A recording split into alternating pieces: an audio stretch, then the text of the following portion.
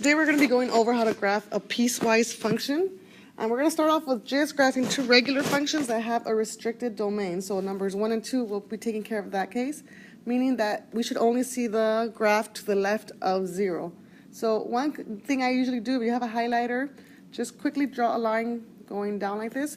That tells you that you should only see the graph on the left side of this line. You can put a dotted line if you don't have a highlighter with you. Just kind of do the following. Let me just quickly write it down. You can just kind of do a little line right here that tells you it should not be there. You should not be going over that line. So I'm just going to put it back in yellow. And remember, it should only show up on the left side. So my line will only be on this side.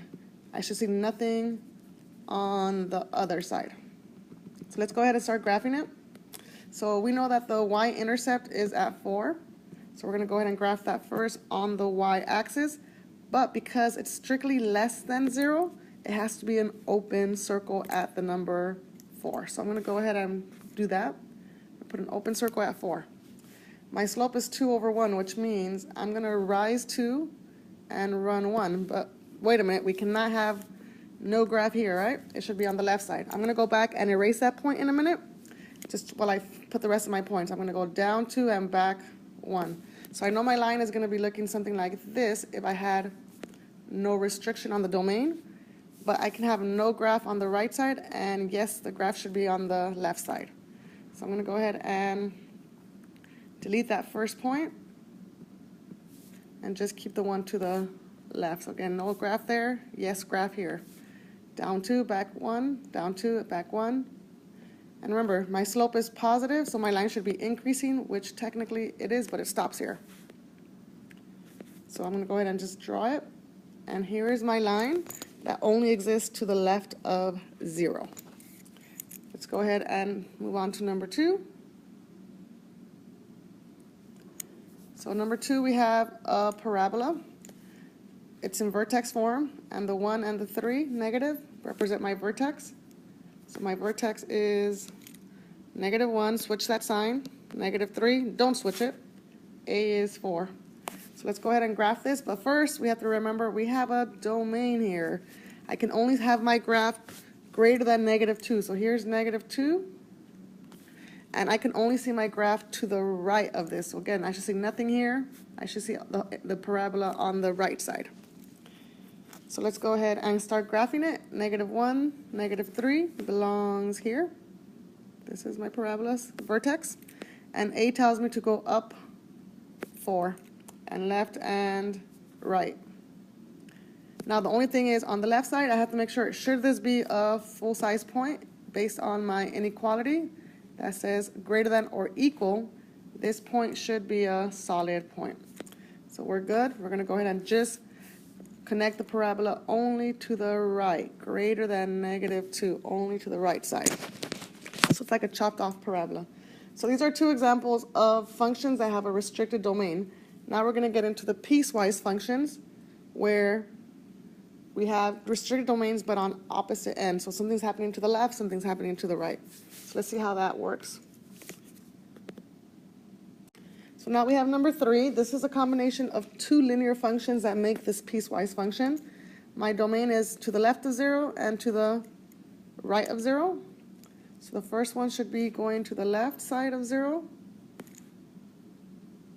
And the second one should be going to the right side of 0. And I'm going to go ahead and draw my line at 0. So again, first one should be on the left side, second one should be on the right side. First one has a y-intercept of 2 negative, so I'm going to put a point at -2. Because it's strictly less than 0 and not equal to, it's going to be an open circle at -2. And my slope is down 1 over 3, down 1 over 3. But again, it should only be on the left side, so I am not going to connect that, so I need to remove that. I'm just going to go backwards. I'm going to go up 1 and back 3, up 1 and back 3, which is completely in reverse. At the end, my line is still decreasing. So I'm going to go ahead and connect this. So I have the left side of my piecewise function done. Now I'm going to go ahead and do the right side of the piecewise function, which starts at 1. So at 1, I'm going to put a circle on the y-axis, And because it's greater than or equal to 0, that point is going to be a closed circle. And my slope is 3 over 2, so I'm going to go up 3 and over 2. I can only fit one point on the grid, so I'm just going to go ahead and connect to the right side. So again, first line decreasing, second line increasing, looks good. And I'm done with number 3. Let's go on to number 4.